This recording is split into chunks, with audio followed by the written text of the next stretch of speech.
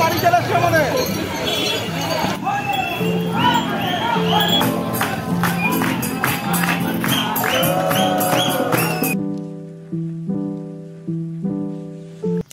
সুপ্রভাত জানাই সকলকে। আজকে রবিবার, আর আজকে আমি তারকেশ্বর ধাম বাবার ধামের উদ্দেশ্যে রওনা দেব।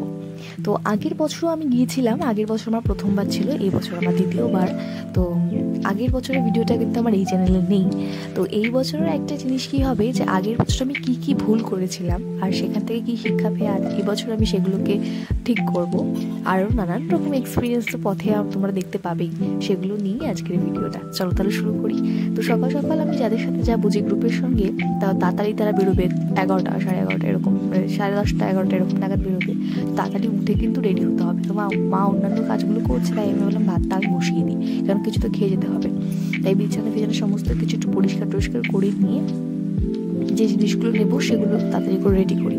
তো একটা ছোটো ব্যাগ নিয়েছি, বেশি বড় ব্যাগ আমি ক্যারি করবো না। এই ব্যাগটা আমি আগের বছরও নিয়েছিলাম, মানে এই তারকেশ্বর যাওয়ার জন্য এই ব্যাগটা কেনা। তাই আর তার মধ্যে একটুখানি ছোট্ট একটা পাউচ নিয়ে নিলাম, ওটার মধ্যে টাকা নিয়েছি, একটু বোরোলিন নিলাম, বোরোলিন আর কিছু খুচরো টাকা নিয়ে নিয়েছি। এগুলো হচ্ছে রাস্তাঘাটে যে ভাড়াগুলো আছে, যে জায়গার সেই গাড়ি ঘোড়া ভাড়ার জন্য। এই শাড়িটা পরবো আমি আজকে। আর হ্যাঁ, এই যে আমার সেই জিনিসটা, আগের বছর এই স্ল্যাক্স প্যান্টটা না পরে যাওয়ায় কিন্তু আমার থাই ঝুলে গিয়েছিল। এটা ম্যাক্সিমাম লোকের হয়। তো এই ভুলটা আমার আগের বছর হয়েছিল, যেটা আমি এবছর করবো না। এটা পরলে থাই ঝুলতে কিন্তু অনেকটা মুক্তি পাবো। তো সেজন্য সেই ভুলটা এখানে কারেকশন করে নিয়েছি। এবার এখানে আমি রেডি হয়ে গেছি, আর এবার আমার যাত্রা বাড়ি থেকে শুরু। বাড়ি থেকে বেরিয়ে পড়েছি আমি খালি পায়ে একদম। আর মা পেছনে রয়েছে, মা পৌঁছে দিতে যাচ্ছে যে দিদিটার বাড়িতে আমি যাব। তো আকাশ আজকে মোটামুটি পরিষ্কারই আছে, যাচ্ছি দেখি হালকা হালকা মেঘও আছে কিন্তু আকাশে, তাই না? তো বাড়িটা একটু দূর আছে আমাদের পাড়া থেকে, যাচ্ছি সেখানে। পৌঁছে গেছি দিদির বাড়িতে। এটা হচ্ছে পম্পাদির দিদি, পলিদি আলতা পড়ছে, আমাকে বলে পড়বি কিনা, যে না ঠিক আছে কোনো ব্যাপার না। তো ওই যে সবুজ কুর্তি পরা, ওটা হচ্ছে পম্পাদি। তো আমরা প্রত্যেকে বেরিয়ে গেছি। আমাদের টোটাল হচ্ছে 9 জন আমরা আমাদের গ্রুপে। আমাদের ভারতী কাকিমা আমার পাশে বসে রয়েছেন। আমরা কিন্তু আমাদের কাছাপাড়া যে অফিসার্স কলোনি, সেই দিক থেকে যাচ্ছি। এই যে আমাদের KV2 স্কুল, এই জায়গাটা আমার আগে করে খুব ফেভারিট একটা জায়গা, খুব সুন্দর লাগে। তো কাঁচরাপাড়া স্টেশনে পৌঁছে গেছি, এবং প্রথম যে ট্রেনটা আমরা পেলাম সেটা আমরা ছেড়ে দিলাম, কারণ লালগোলা প্রচণ্ড ভিড় ছিল, যাব না। আর এই যে আমাদের গ্রুপ মেম্বার্সগুলো, এবং এখানে দাঁড়িয়ে থাকতে থাকতে এই যে জেঠিমাকে দেখছেন, এই জেঠিমা কিন্তু আমাকে চেনে না, আমাদের কাউকেই চেনে না। কিন্তু যেহেতু উনি দেখেছে যে আমরা তারকেশ্বর যাচ্ছি, উনি 21 টাকা আমায় দিল, বললো বাবার ধামে কোনো জায়গায় বা কোনো কিছু দরকারি কিনো, বা দক্ষিণা দিতে হলে সেখানে দিও। It's so sweet. তো সেখানে অপেক্ষা করতে করতেই আবার কিন্তু ঝমঝম করে বৃষ্টি নেমে গেল। শ্রাবণের বৃষ্টি যখন তখন নামছে। তো আমাদের যাত্রাপথে শুরুতেই বৃষ্টি দিয়ে শুরু। তো তারপরে ট্রেন চলে আসে, আমরা ট্রেনে উঠে গেলাম, এবং আমরা এখন যাচ্ছি ব্যারাকপুরের উদ্দেশ্যে। হ্যাঁ, আমরা ব্যারাকপুর থেকেই, কিন্তু ম্যাক্সিমাম লোক ব্যারাকপুর থেকেই যায়। তো ব্যারাকপুরে নেমে গেছি, আর এখানে তো প্রচুর লোকের সমারোহ, জানেন। তো আজকে হচ্ছে আমরা যেটা যাচ্ছি, শ্রাবণ মাসের 2য় সোমবারে যাচ্ছি আমরা। তো সেখানে 1 নম্বর প্ল্যাটফর্মে বজরংবলী হনুমানজির আশীর্বাদ নিয়ে, প্রণাম করে তার আশীর্বাদ নিয়ে আমরা স্টেশন থেকে বাইরে বেরোলাম। স্টেশন থেকে বাইরে বেরিয়ে যে অটো স্ট্যান্ডটা রয়েছে, সেখান থেকে আমরা অটো ধরলাম, এবং অটো ধরে আমরা চলে এসেছি কিন্তু ফেরিঘাটের দিকে। তো এটা হচ্ছে, আমরা হচ্ছে মণিপুররাম ঘাটটা দিয়ে যাব। বাইরে থেকে কিন্তু নানান রকম জিনিসপত্র কেনা যেতে পারে, যে যাত্রার যে জিনিসপত্র। এই যে বড় বড় বাহকগুলো যারা নিয়ে যায়, তাদের কিন্তু লাইনে দাঁড়াতে হয় না, তাদের কিন্তু আগে ছেড়ে দেয়। তো আমরা তো ছোটো ব্যাগটা নিয়ে যাবো, সেই জন্য আমাদের লাইনে দাঁড়িয়ে যেতে হবে। আগের বছর আমি সাইডে নিয়েছিলাম, তো প্রচণ্ড অসুবিধা হয়েছিল আমার নিতে, সেজন্য আজকে এই বছর আমি কিন্তু ব্যাগে করে নেব। এই ভুলটা আমি কারেকশন করেছি এখানে আবার। তো যাই হোক, লাইন দেওয়ার পর মণিপুররাম ঘাট দিয়ে, কিন্তু ফেরিঘাট দিয়ে আমরা এবার স্টিমারে চেপে আমরা যাবো হচ্ছে ওই পারে। আমার কিন্তু প্রচণ্ড ভয় করছিল, কারণ কিছুদিন আগেই একটা ঘটনা ঘটেছিল, যে প্রচণ্ড জোয়ারে সেই তারা বিশাল একটা উত্তাল এসেছিল। তো সেই কিন্তু এখন ভাটা চলছিল, এই জন্য চাপছিল না।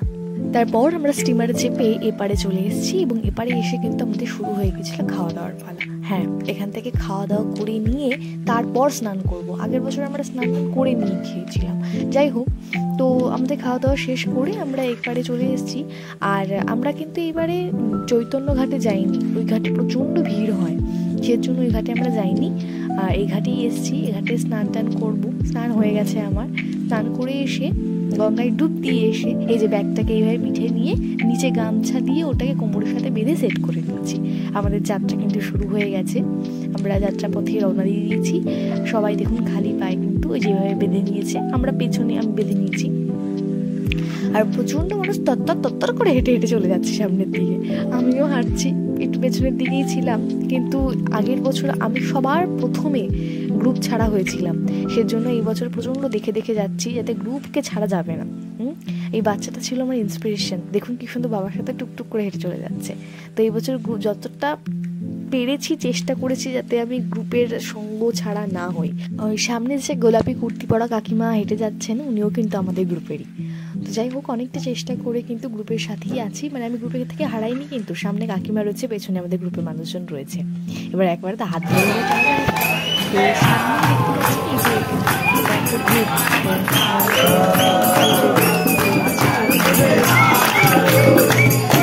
ছোট্ট বাচ্চাটাকে, সেও বাঘ নিয়ে হেঁটে চলেছে বাবার ধামের উদ্দেশ্যে। তো এদের ভক্তি, এদের শ্রদ্ধা যেন বাবার চরণে যায়, বাবা যেন সকলকে আশীর্বাদ করেন। এইটা হচ্ছে মেন রুট। এখান থেকে সবাই নানান রকম গলি দিয়ে এসে এখানে সম্মিলিত হন এবং এখান থেকে একবারে যাত্রাপথ কিন্তু শুরু হয়। কিন্তু আমাদের যাত্রার প্রথমেই একটু কিন্তু বিরতি লেগেছে, কারণ আমাদের গ্রুপের একজন, মানে যাকে আপনারা প্রথমেই দেখেছেন পলিদি, যে নীল রঙের কুর্তি পরেছিল, সে মিসিং, সে পেছনে পড়ে গেছে। তাকে আমরা ফোন টোন করে অনেকভাবে কন্ট্যাক্ট করার চেষ্টা করি, কিন্তু কোনো লাভ হয় না। মানে ফোন সে ধরেছিল, কিন্তু এতটাই পেছনে পড়েছিল যে আমরা ওয়েট করছিলাম, কিন্তু আমরা তাকে খুঁজে পাচ্ছিলাম না। তো সেজন্য আমরা আর ওয়েট করছিলাম না। তারপরে আমরা আমাদের যাত্রাপথের দিকে রওনা দিই, এবং আপনারা কিছুক্ষণ আগে দেখলেন যে আমি পিঠে কীভাবে আমার ব্যাগটাকে সেট করেছিলাম, ঠিক আছে? তো এই দেখুন, এইভাবে কেউ ব্যাগের ওই লেসটাকে ধরে নিয়েছে, আমি ওই জেঠিমা যে হাই করেছিল ওনার শাড়ির আঁচলটাকে ধরে ধরে ওনার পেছন পেছন কিন্তু যাত্রাপথে গেছিলাম, যার জন্য কিন্তু আমি মানে হারানোর চান্সটা কম ছিল। তো এই যে আমাদের যাত্রা চলছে, সবাই হাঁটছি আমরা, কিন্তু এইটা ছিল আমাদের গোল্ডেন টাইম একদম। এই যে বৃষ্টিতে চুপচুপে ভেজা ভাবে গেছি, এটা তো একটা আমার কাছে আনন্দের ছিলই, কারণ আগের বছর কিন্তু বৃষ্টি পাইনি, একদমই তাই। কিন্তু এই বছর বৃষ্টি পেয়েছি, তার জন্য একটা খুব মজা তো আমার আছেই। আর সেকেন্ড হচ্ছে, বৃষ্টি হলে কিন্তু হাঁটতে সুবিধা হয়। এবং এইভাবে নানান রকম মজা আনন্দ করতে করতে কিন্তু বাবার ধামের প্রথম যে স্টপেজ, মানে ডাকাত কালীবাড়ি, যেখানে মা শারদা মা রূপে, মানে মা কালী রূপে দেখা দিয়েছিলেন এক ডাকাত সর্দারকে, সেজন্য এই জায়গার নাম ডাকাত কালীবাড়ি। সেখানে কিন্তু পুজো দেওয়া আমার হয়ে গেছে, এবং এখানে আমরা ওয়েট করছিলাম পলিদির জন্য।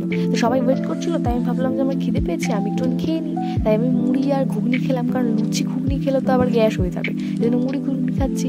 ও বাবা, কোনো মতে খেয়ে একটুখানি বসেছি, বসে আমার ওখানে হাওয়া ফুস, লিটারেলি আমার পায়ের অবস্থা ওখানে, মানে পায়ের অবস্থা, তাও আমি অনেকটা হাঁটতে পারতাম, কিন্তু ওই যে খেয়ে দিয়ে বসেছি, গা আমার ছেড়ে দিয়েছে, পা পুরো ছেড়ে দিচ্ছে, ফুলে গেছে, আর আমি মানে এক ফোঁটা হাঁটতে পারছি না।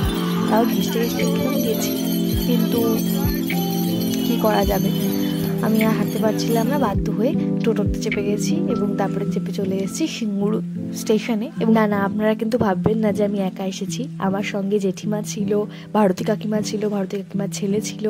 আর এখানে একটা কথা বলে দিই, প্রথমে আমি রাস্তায় ডাকাত কালীবাড়ি থেকে কিছুটা এগিয়ে গিয়ে টোটো ধরি, এবং সেখান থেকে বলি যে সিঙ্গু স্টেশনে যাবো, সেখানে আমাকে নামিয়ে দেয়, এবং আমরা কাকিমা সবাই মিলে সিঙ্গু স্টেশনে এসে তার ট্রেন ধরে তারকেশ্বরে নামি।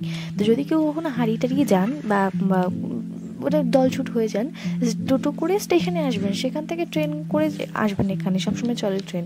কিন্তু ওই অটো ভ্যান আগের বছর যেটা করেছিলাম, আমি একা বুঝতে পারিনি, ভ্যানে করে গেছিলাম, তো সেখানে প্রচণ্ড অসুবিধা হয়েছিল, মানে অনেক টাকা নিয়ে নিয়েছিল।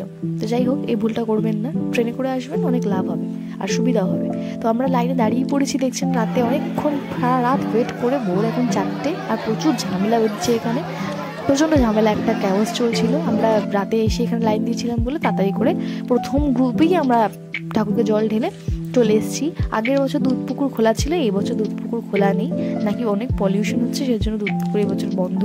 তো যাই হোক, অনেক কষ্টে এসে স্টেশনের সামনে 4:36 বাজে, দেখতেই পাচ্ছেন সবাই বসে রয়েছে, আমরা বসে রয়েছি, কারণ আমরা তো সবাই দলের যে আছে সবাই তো আসিনি, আমরা 4 জন মতো এসেছি, আর বাকি 5 জন কিন্তু এখনও রাস্তায়, মানে তারা এখনও যাত্রাপথে, তারা এখনও হেঁটে হেঁটে আসছে, তাদের জন্য অপেক্ষা করছি।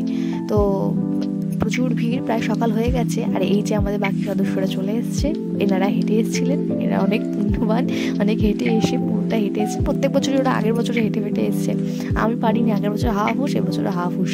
যাই হোক, কষ্ট মষ্ট করে ট্রেনে একটু বসার জায়গা পেয়েছি। বাবা, এই তো পায়ের অবস্থা, মানে আমার নিজস্ব এক্সপিরিয়েন্স যদি বলি, যে তারকেশ্বরে পুজো দেওয়া হয়তো আমার ভোর সকাল 4টের সময় হয়ে গেছে, কিন্তু বাড়ি আসার পথে যে স্ট্রাগলটা, মনে হচ্ছে তখনও আমার যাত্রা চলছে। মানে পায়ে যে ব্যথা, সবার যা মানে বডি ল্যাঙ্গুয়েজ যেভাবে হাঁটছে এবং শরীরে সত্যিই যে একটা কষ্ট, মানে সেটাতে মনে হচ্ছে কি এখনও আমার যাত্রা চলছে, পায়ে এত ব্যথা। আর এখন আমি আমার নিজের বাড়িতে, এই দেখুন পায়ের অবস্থা, মানে এই পায়ের অবস্থাটা কীরকম বলতো, ফোসকা পড়েছিল, ফোসকাটা ফেটেছে, তাই কিন্তু ফোসকাটার ওপর দিয়ে আমি তো বুঝতে পারিনি, হেঁটেই গেছি ওর ওপর দিয়ে ঘ্যাসটা হয়ে গেছে, যার জন্য আরও বেশি কষ্ট হচ্ছে। যাই হোক, যাত্রা ঠিকঠাকভাবে সম্পন্ন হয়েছে, এটাই অনেক। সকলে ভালো থাকবেন, ভালো রাখবেন, আর নতুন এক্সপিরিয়েন্সের সাথে দেখা হচ্ছে নতুন ব্লগে।